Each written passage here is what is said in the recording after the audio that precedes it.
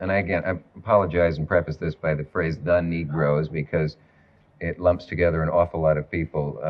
You and Floyd McKissick and Adam Clayton Powell and Hattie McDaniel and Jackie Robinson, and it's impossible, I suppose, to... But for want of a better phrase, if you'll allow me, they say, but it's getting so much better. There are Negro mayors. There's Negroes in all of sports. There are Negroes in politics. They're even accorded the ultimate accolade of being in television commercials now. I'm glad you're smiling. Is it at once getting much better and still hopeless? Well, I don't think there's much hope for it, to tell you the truth. As long as people are using this peculiar language. It's what I was trying to convey before when I said that it's not a question of what happens to the Negro here, or to the black man here. That's a very vivid question for me, But the real question is what's going to happen to this country. I have to repeat that. Now, if Negroes, don't seem to be very optimistic, it's not because they suddenly all changed from happy, shiftless, dancing darkies down on the levee, picking all that cotton and singing praises to the master. They've not changed at all. They never were optimistic. All one's got to do is listen to Swing Low, Sweet Chariot and ask yourself what that song's about. Or try to really listen to what Ray Charles is really telling you. We have lived under these intolerable conditions for how many years? Nearly 400 years. We have evolved a certain kind of style to meet it, and a lot of that has been involved with the lies we had to tell to you. And the lies we had to tell to you, this compounds that is asked to you believe because you wanted to believe it. But obviously you knew, every white man knows, that he would not himself, lying track for nothing. He would not himself allow his child to be sold from him as though the child were a mule. He would not himself allow himself not to have the autonomy of his own house and his own woman. He would not himself pick all that cotton and carry it to market just because he loved white people. We all know that. And the word Negro in this country really is designed finally to disguise the fact that when it's talking about another man, a man like you, who wants what you want. And insofar as the American Republic wants to think there has been progress, they overlook one very simple thing. I don't want to be given anything by you. I just want you to leave me alone so I can do it myself. And it also overlooks another very important thing. Perhaps I don't think that this republic is a summit of human civilization. Perhaps I don't want to become like Ronald Reagan or like the president of General Motors. Perhaps I have another sense of life, which in fact my situation here has forced me to trust. And perhaps I know more about you and your institutions than you know about me. And perhaps I have a judgment on them. Perhaps I don't want what you think I want. And if there's nothing you can give me, perhaps there is something that I can give you. Where do you stand in relation to the Negro figures in the media we see who frighten us the most, and maybe some of you the most, the ones who want to burn it down, demolish it, the ones who have totally given up? I assume you haven't totally given up. Well, I'm still alive. There's still breath in me. And so as long as breath is in me, I will never give up. But if you think that Rap Brown, you're referring to rap really, and Stokely, are something new, I refer you back to an old song. No one even knows who wrote it. And it's supposed to be spiritual. It's supposed to be about, Christian church, but it really is a slave revolt song. The man says, if I had my way, little children, great God, if I had my way, I'd tear this building down. It is not new for me. We've always felt that. It is new for you. And if we were white, if we were Irish, if we were Jewish, if we were Poles, if we had, in fact, in your mind, a frame of reference, our heroes would be your heroes too. Nat Turner would be a hero for you instead of a threat. Malcolm X might still be alive. It is that you can face, in some ways, the discontent of white people. When they rise, they are heroes. And everyone is very proud of brave little Israel. against which I have nothing. I don't want to be misinterpreted. I'm not an anti-Semite. But, when the Israelis pick up guns, or the Poles, or the Irish, or any white man in the world says, give me liberty or give me death, the entire white world applauds. When a black man says exactly the same thing, word for word, he is judged a criminal and treated like one, and everything possible is done to make an example of this bad nigger so there won't be any more like him. Now, you can do this if you like, until your party is over. But I know, after all, who my heroes are. And George Washington is not one of my heroes, for example. Neither is Booker T. Washington. What the American public has always tried to do is to accommodate me into a system which is always meant to my death. They want me to become an accomplice to my own murder. That is what you really mean by integration. That's impressive. I didn't understand it.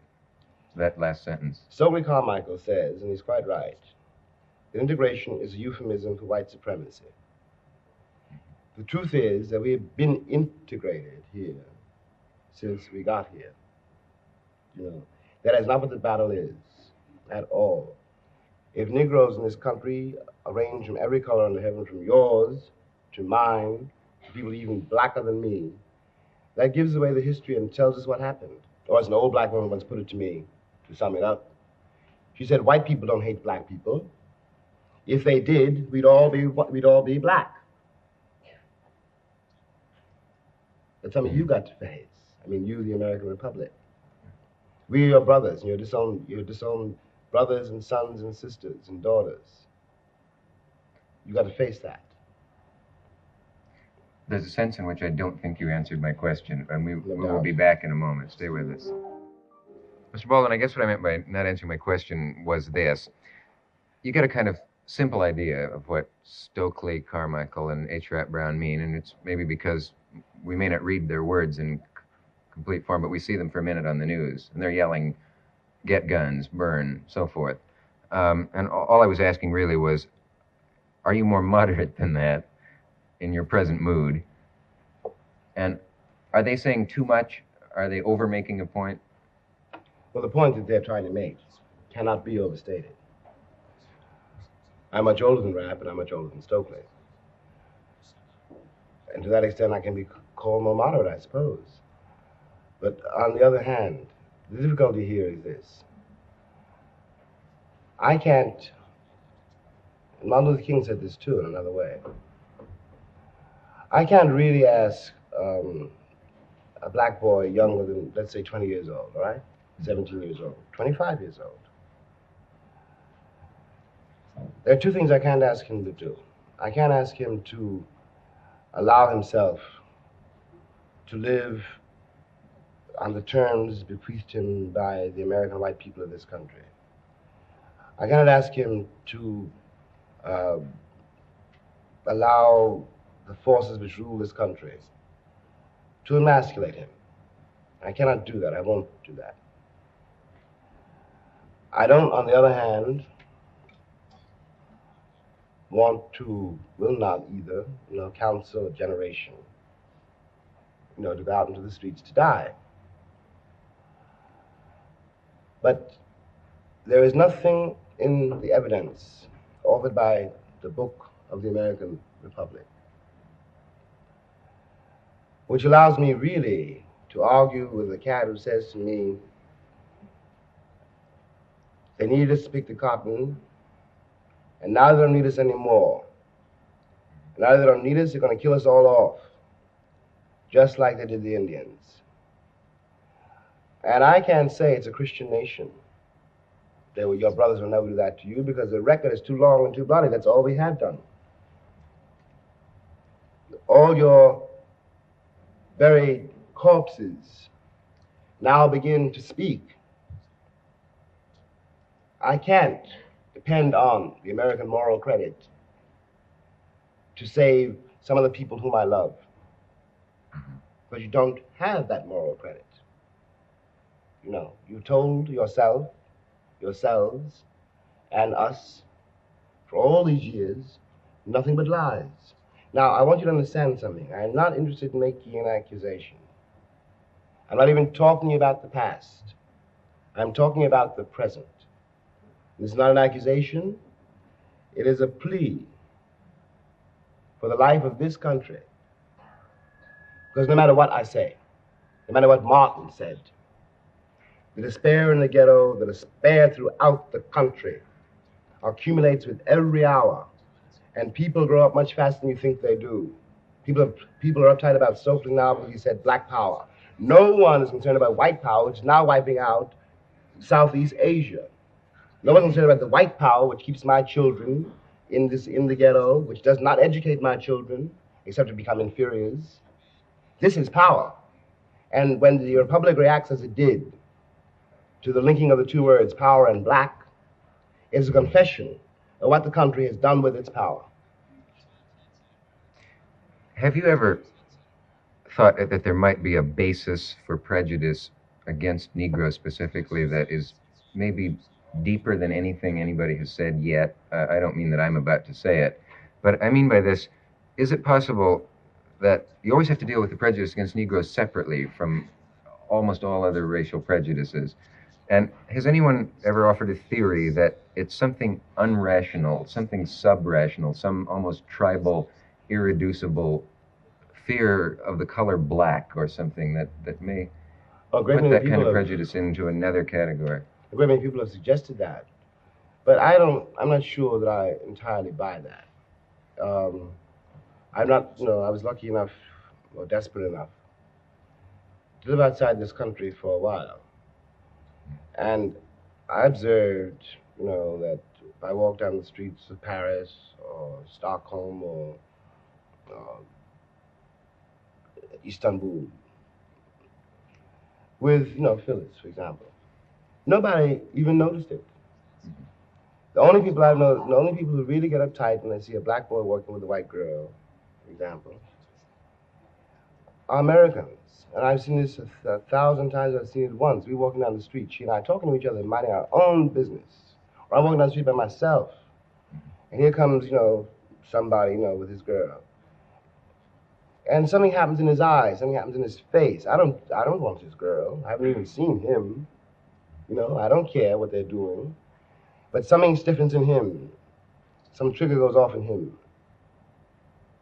As I'm going to steal the girl. Well, it isn't because I'm black. It's because people pay for what they do. It's not because I want to steal his girl. He's uptight about me walking down the street, or uptight about Phyllis and me walking down the street. He's uptight because of some buried guilt. He knows what he's done. People always know. They pretend they don't, but they know. I don't want to rape, white women.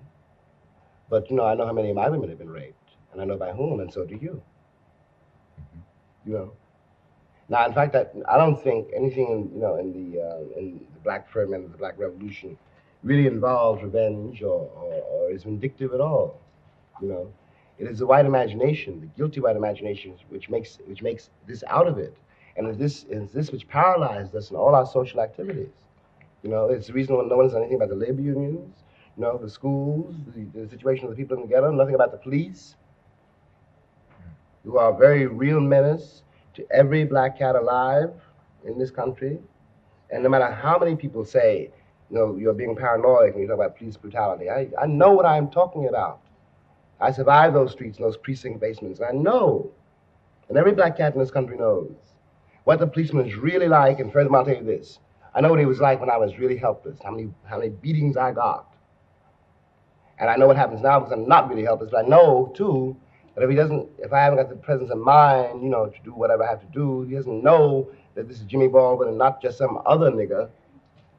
He's going to blow my head off just like he blows off everybody else's head.